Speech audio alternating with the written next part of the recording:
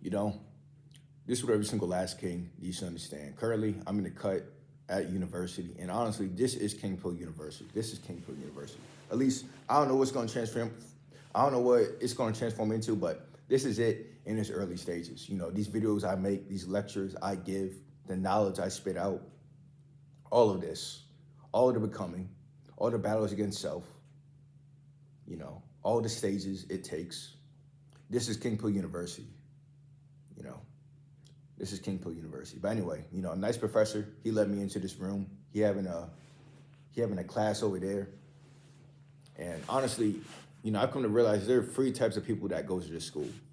The first type is the type that's here, you know, just to have fun, just to party, club, have fun, you know, get. Now, the HBCU experience is a full spectrum, but the specific part that they want is the partying social part of it, you know, and these types, they're not really evolved. They're not really involved on campus. You know, they might have a crappy major. The majority of them have crappy majors, you know, psychology, business, art, you know, just terrible majors.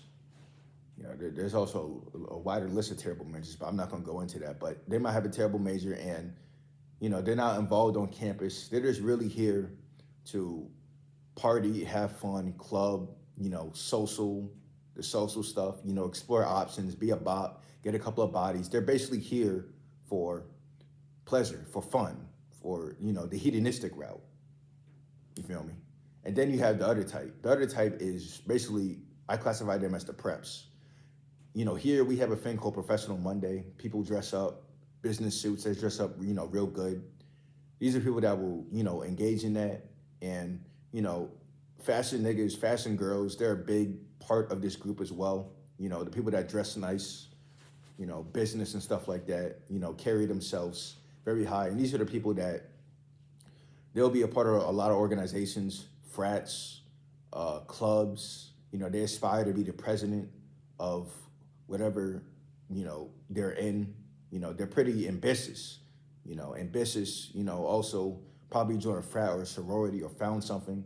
You know, they're the ambitious people, you know, the resume building type people. You feel me? They got, you know, that ambition in them, you know, that hunger in them for status, basically. For status, you know, image as well, and basically, you know, like just a higher class in life. Those are the second type of people. And the third type of people are the nerds. But, you know, basically the nerds, you know. I'm here for my degree. I'm here for my education. You know, I just care about my education, my degree. You know, I'm not really that involved on campus. You know, the only involvement on campus is whatever major I'm in. Like, you know, let's say I'm an engineer, I'm gonna be a part of the engineering society. You feel me? Uh, yeah, that's the third type, you know.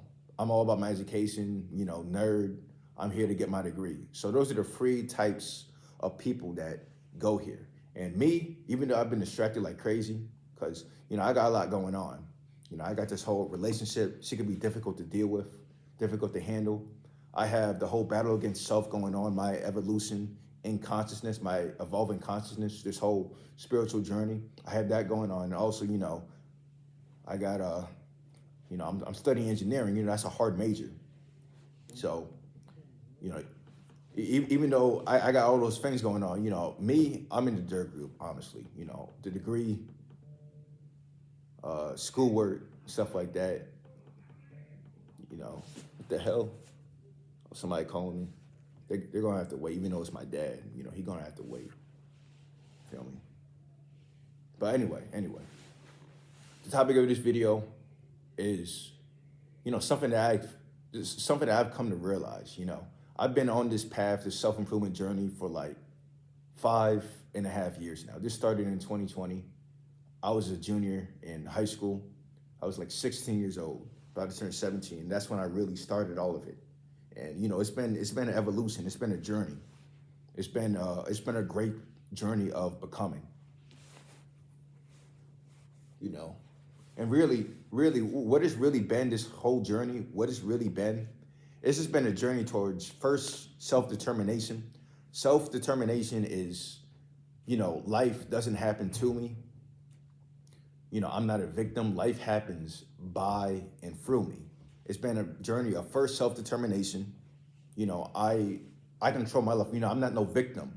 You know, I'm gonna, I'm gonna fight. I'm gonna keep, you know, I'm the author of my life. You know, no matter what happens to me, I'm gonna like, how was it was in the past. You know, but basically, I don't know how to put into words, but basically, you know, it first started off with self determination. You know, basically, the rejecting of the victim mentality, and you know that it first started off with self determination, and then it turns into self actualization. Self actualization is, you know, realizing yourself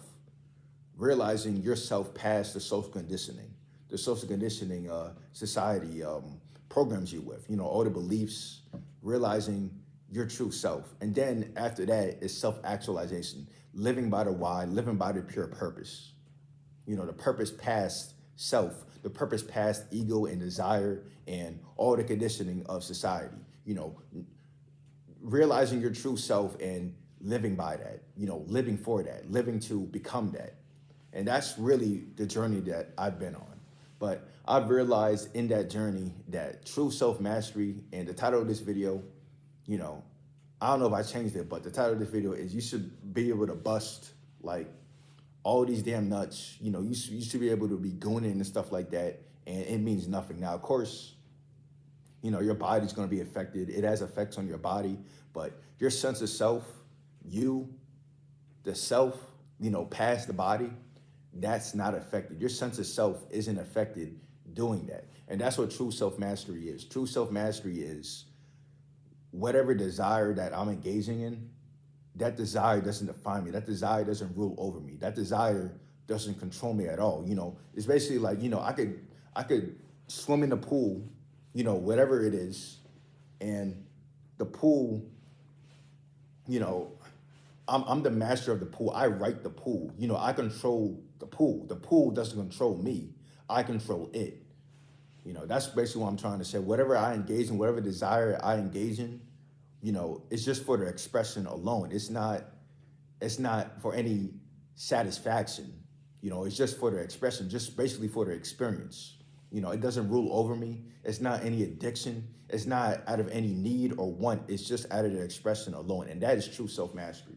That is true self-mastery. You know, I was under belief in the past that, you know, and a lot of guys were, that self-mastery, you know, it involves complete avoidance of whatever desire it is. But that's also, in a way, you're not as ruled as the person that constantly needs it, constantly wants it, constantly craves and desires it. You're not as dependent. You're not as, it's dependent the right word to use, but you're not as controlled by it as that person. But in a way, you're still controlled by it because you know deep down that if you engage in it, you know, it's gonna completely distort. It's gonna ruin my sense of self. You know, I'm not my own constant, even if I engage in it. You know, if I engage in it, I'm not my own constant. You know, it's gonna mess me up. You know, it's like a wavelength. No matter what, even if I engage in it, my sense of self isn't disrupted. You know, what that other path is, the path of avoidance is, you know, I'm avoiding it because I know if I clash with it, it's going to disrupt me. Still, that's not self-mastery. Now, you're not as fucked up as the person, like I said before, you're not as messed up as the person who's dependent on it, who with it, you know, it's a want, a need, an addiction. You're not as messed up as them, but you're still, you know, you're not your own constant. You haven't mastered yourself. You know, the real path is, you know, I can engage in it, but I'm still my own constant.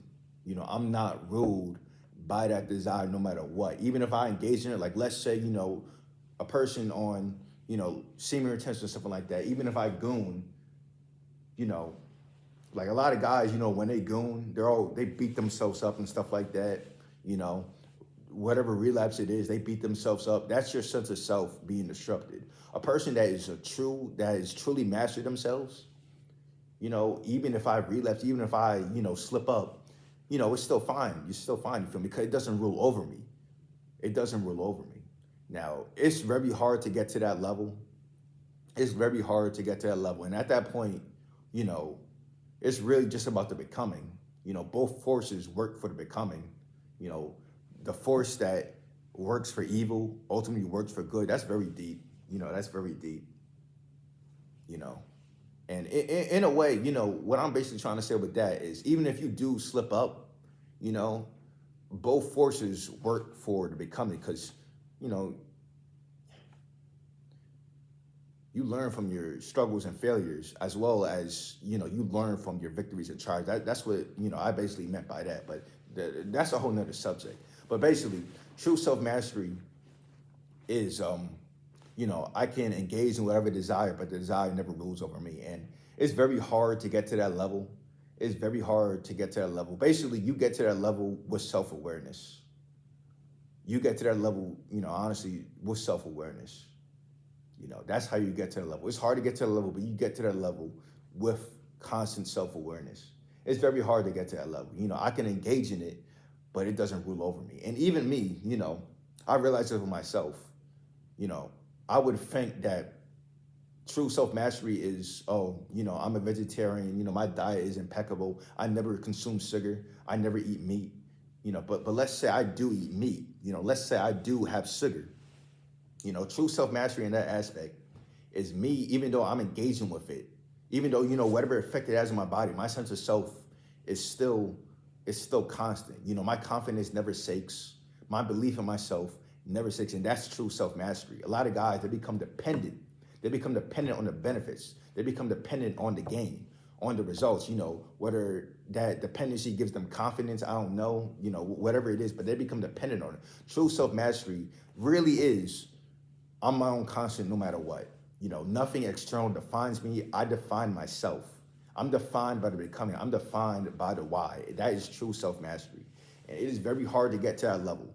You know, to get to that level, self-awareness, knowing yourself past self, knowing yourself past ego, past the desire, past all the social conditioning, knowing yourself, knowing the why, knowing your purpose, past anything external. You know, not defined by anything external. That's how you get to that level. And that's a dangerous level to be at. Because at that level, nothing could control you. Nothing could control you. You control yourself. You could be influenced, but you can't be controlled. And that's true self-mastery. That's what this video is about. And I hope you understand.